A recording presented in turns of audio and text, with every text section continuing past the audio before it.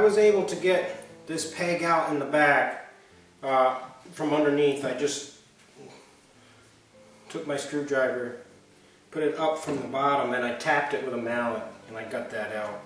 But we have another one up front here.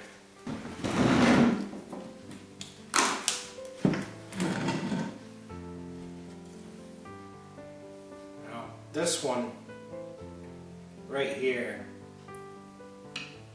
this is a blind hole.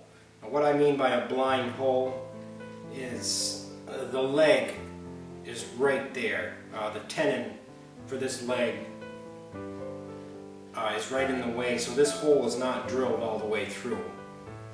So what we're going to have to do is, as we're weaving, we're just going to have to cut our cane and stick it in there, and it's not going to be able to be pulled through and tied in. Actually, occasionally you will find hand cane chairs where all the holes are like this. It's very rare. I've only seen about one or two, and that means that every piece of cane has to be cut and put in there. It's very tedious and time-consuming way to weave, but the weaving is all the same, except you are not able to tie off under the chair.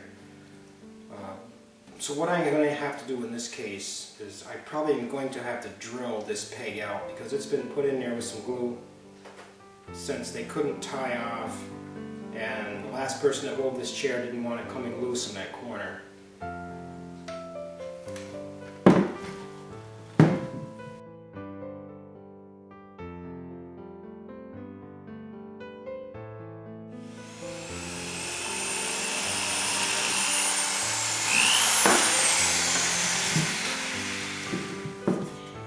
I guess I should have added a drill to my list of needed tools, but this isn't a common thing. It's just occasionally I'll find a chair like this, so there's a good chance that if you're following along at home, your chair may not need this procedure. But I feel it's important to mention, if you do have to drill out a hole, make sure that you use a drill bit that is the same size as the rest of the holes in your chair. Now, step one in our weaving process is to find the center of the chair, which I have done here with these pegs. In this case, this chair has a hole that falls right in the center. If you have a chair where the center falls between the holes, you can either start your weaving on the left or the right hand side, depending on what you're more comfortable with, but you want to make sure that you start at the same spot in the back as you do in the front, because you want your strands to go perfectly straight from front to back. Now, if you earlier I mentioned in the video about a cane gauge. I can also mention that if you don't have a cane gauge and you don't want to go out and purchase a cane gauge, you can measure your holes, or you can also measure the distance between your holes from center to center. And the people that are supplying you the cane should be able to tell you what cane you need for your particular hole size. Now, when you are starting your weave, you want to look at your cane.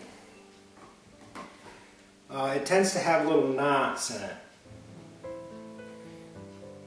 And you want to keep these knots all going the same way. It's not quite so critical on the first step, but when we start weaving our cane through other layers of cane, you're going to want that knot to be pulled down. You want to pull it through in the direction that the knot is. You don't want to go against the grain of that knot where it could peel that back. But to begin with, we can just start in the center, put about 4 inches of cane through the hole, use your peg to hold it in place, come to the front of the chair for your corresponding hole, pull it snug. You don't want to pull this really, really tight. Just snug is good, but not too snug. Just take up any slack. that's in that. And then we just come up through on the next hole.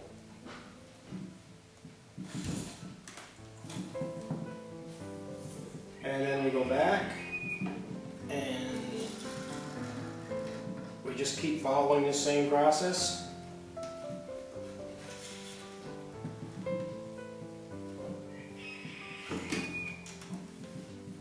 Until we get to a point where we can't go any farther. Now I could go a little farther. We'll pull this tight and see just where this comes to. You should hold it with your fingers. You pull it tight through the hole.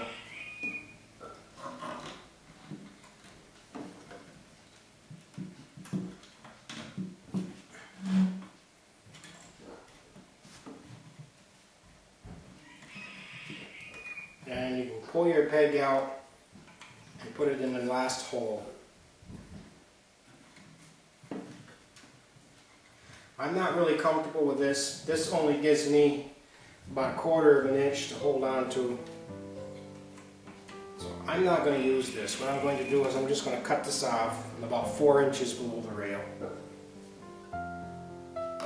Now since I stopped at this hole, I'm going to continue on the next hole,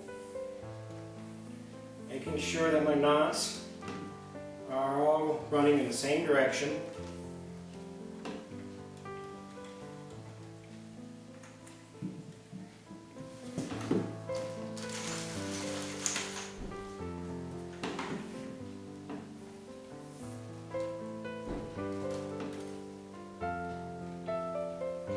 Also, your cane has a top side and a bottom side.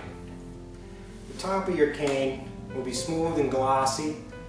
The back side is kind of rough and dull. The smooth glossy side is the side that we want to have up. Now, if you want, you can just pull this through and use your extra peg here to hold it for you. So you don't have to hold it with your fingers and try to weave with one hand. And that can just follow right along as you go.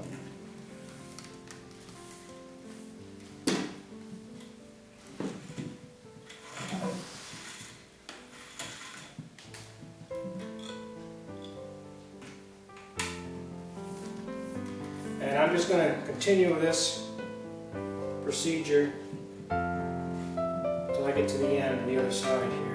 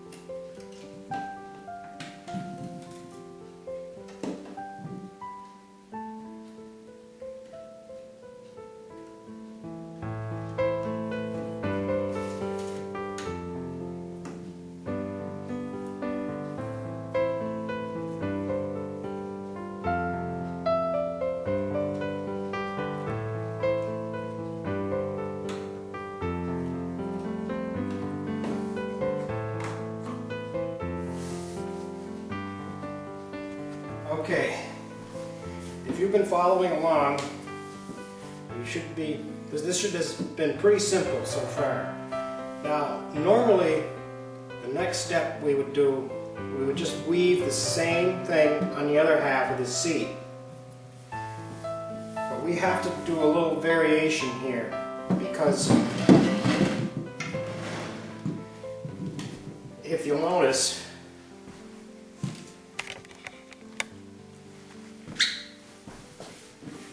this chair has kind of a dish shape to this rail. If your chair is flat here, then you really don't need to be at all concerned with this next step. Or it's not really a next step. What I'm going to have to do is I'm going to take this off, and I will now demonstrate what you need to do on a chair that has a dished out side rails. So if your chair is flat, everything's fine. You don't need to worry about this alternative method. But if you have a chair with these dished out rails, you're going to need to pay attention to this little different procedure. I know this may seem a little confusing if you've never done one of these chairs and you're trying to follow along at home.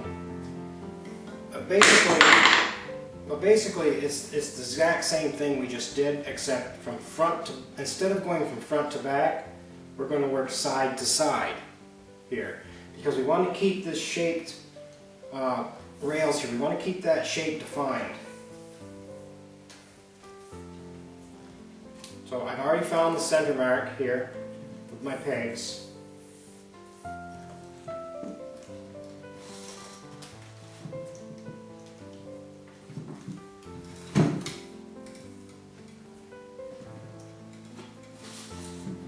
We're just going to weave across here in the same manner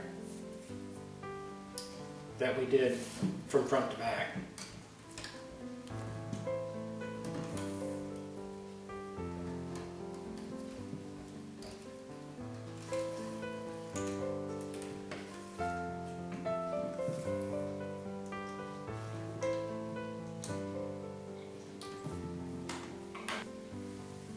Okay, I have woven front half of the chair, and what I will do now is I will just fill in on the back following the same procedure here.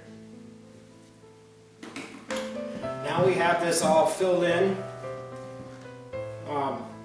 If you're following along at home and these two different variations are confusing you, like I'm sure they will if this is the first time you've ever considered caning a chair, you can follow along with this method even if your rails are flat. The only reason we're doing this is because of the curve, and by putting these on first it helps the other layers of our weaving to keep this curve as much as possible. If it's easier for you, just follow this method that I'm showing here and it'll work out just as well.